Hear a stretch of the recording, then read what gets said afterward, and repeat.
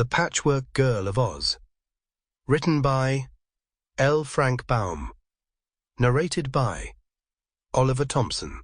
Prologue. Through the kindness of Dorothy Gale of Kansas, afterward Princess Dorothy of Oz, an humble writer in the United States of America, was once appointed Royal Historian of Oz, with the privilege of writing the chronicle of that wonderful fairyland.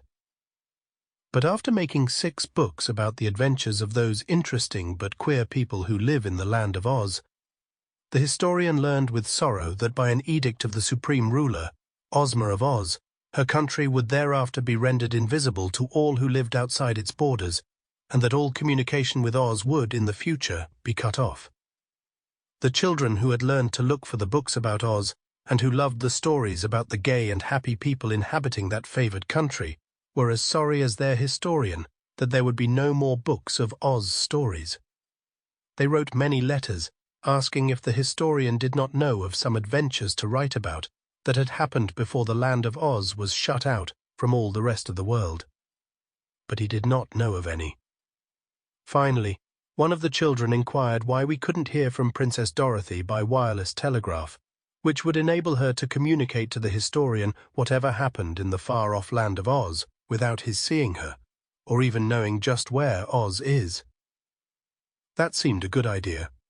So the historian rigged up a high tower in his backyard and took lessons in wireless telegraphy until he understood it, and then began to call Princess Dorothy of Oz by sending messages into the air.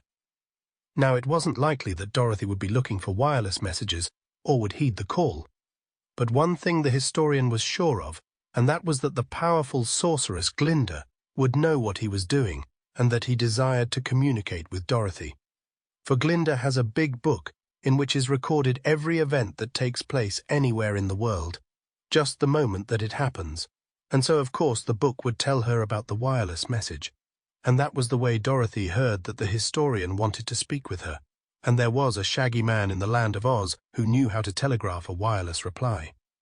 The result was that the historian begged so hard to be told the latest news of Oz, so that he could write it down for the children to read, that Dorothy asked permission of Ozma, and Ozma graciously consented.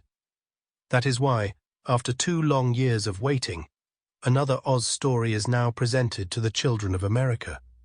This would not have been possible had not some clever man invented the wireless, and an equally clever child suggested the idea of reaching the mysterious land of Oz by its means. L. Frank Baum. Oz Cot at Hollywood in California. Sample complete. Ready to continue?